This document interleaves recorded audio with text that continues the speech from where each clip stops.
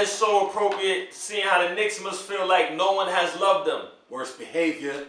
They're on their worst playing behavior as of late.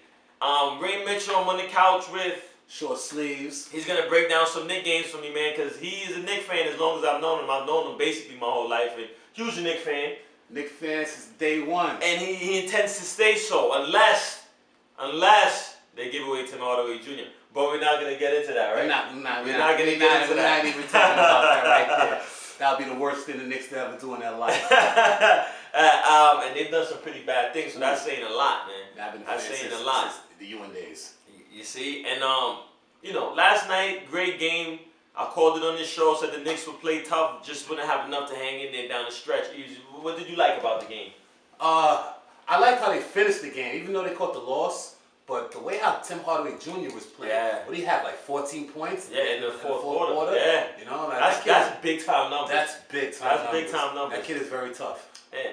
And I'll tell you what too, Melo didn't have a great game, but he played well enough. He grabbed some rebounds. True. We could have got more help from JR.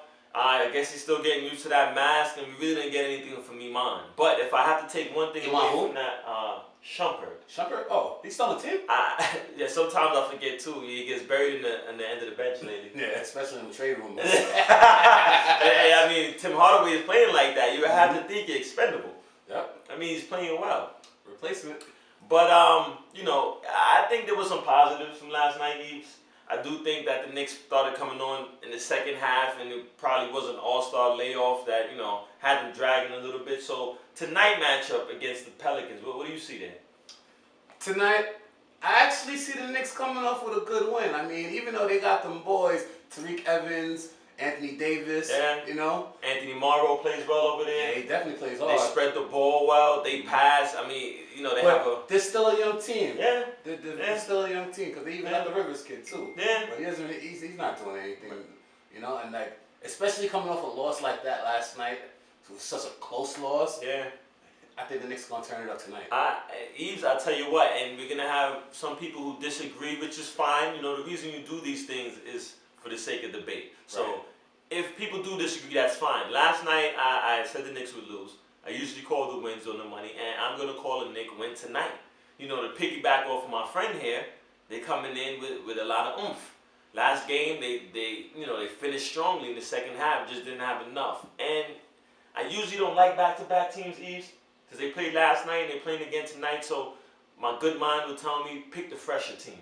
But it's coming off an all-star layoff, and those guys in New Orleans hasn't played in quite some time, and I would have to think it'd take some time for them to get back. They still on party mode. They got out there dancing with Diddy, Baby, Dre was out there.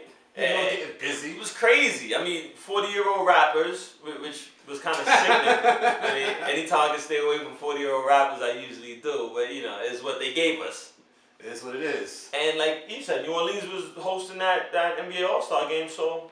Hey, did you see the boy Tim Hardaway Jr. in that game? Oh, boy, did I ever see Tim Hardaway Jr. in that game. Turn up. Way to play tough from Tim Hardaway. Yeah, he's going right at Dion Waiters. I tell you what, Waiters hurt himself the first game back from All-Star game, and I bet Tim Hardaway had something to do with that. I definitely did. Hardaway was definitely roasting him, and, he's one of the key factors for the Knicks, the way the guy plays, and look at his predecessor. I mean, his dad is a Hall of Fame player, so if we took anything away from the Mannings, killer crossover, which is pedigree, Tim Hardaway seems to have some pedigree in that, like Yves said, if you're old enough to remember, or if you're young enough and smart enough to remember, killer crossover, which was amazing. Especially when he was playing in Miami. Woo! Best crossover I've ever seen, and guys will kill me for that because of Allen Iverson, but still. By far. By far. Killer crossover. Now, the Pelicans have, they're nursing some injuries right now. Yeah. You got some of their top players out. Ryan Anderson, Drew Holiday, still unable to play, and we all know Drew's a big-time player, and, they've been fighting through. They're 3-2, the Pelicans in their last 5. Obviously, we know the Knicks are 1-4 in their last 5, so just on the outside looking in, Pelicans are trending up, the Knicks are trending down, so you would expect a Pelican win, but again, I have to go with our home team. There you go. The Knicks for a couple of reasons. Pelicans are 23-29, by the way, so they're 12th in the West and 7 games out of 8. And you know where the Knicks stand. We're 3.5 out the 8th spot, and I believe tonight we get a chance to close some ground, Eve. Because you know what it is, too? That Pelicans team, plus the name Pelicans in general, it's just bad. It's bad. So with a name like that, you already know it's bad. But it's bad. It's not that they have a bad team. It's just terrible. that they don't have the experience. Right, yet. right. Like a lot of the guys on that team That's are a good young. point. And even their head coach, Monty Williams. Monty Williams. Fairly young. We remember watching Knick that guy. player. Knick player. There we go. There we go. So we remember that guy. And like Eve said, the organization itself is fairly young. You know, they came over from obviously Charlotte at one point, and they're just young. They never survived since Chris Paul left. They haven't. And that's just the truth. That's just the truth. Now, are they better than the Knicks this season? That being said, they are. I would have to say. You'll be stretching it, but I don't know if I'm stretching it. Drew Holiday is injured, and that's a big time player, marquee player. Yeah. And they're 12 now in the West, and I tell you what, if they were in the East, they'll be in the playoff hunt. They're actually being 8th or 7th. Yeah. So it just goes to show the Western Conference is pretty tough, and the Knicks are just pretty bad. But again, as Eve said, I believe the All-Star layover, I mean, it was in their town. It should serve, good for the Knicks. The Knicks should come out and play well and piggyback off of what they did the second half of the game last night. Put it like this, man. Melo's playing the best ball he's ever played in his whole career. I've never seen Melo miss a playoff season yet. Me either. So that's why I still keep my faith into the Knicks. Me too. It's gonna be a exciting ride this year. Yes, it will. But I must say, we're gonna get this win tonight. And just to add to that, if I'm trying to get you guys on our side of the argument here, the Pelicans came to New York City, defeated the Knicks. Yeah. So they've already beaten the Knicks this season by 4. It was a 4-point game, very close. Now, probability tells me the chances of them beating the Knicks twice, not so much. Not to mention the Pelicans, New Orleans, have never swept the Knicks. Ever. Franchise history have never swept the Knicks. Do I think that changes tonight? I don't.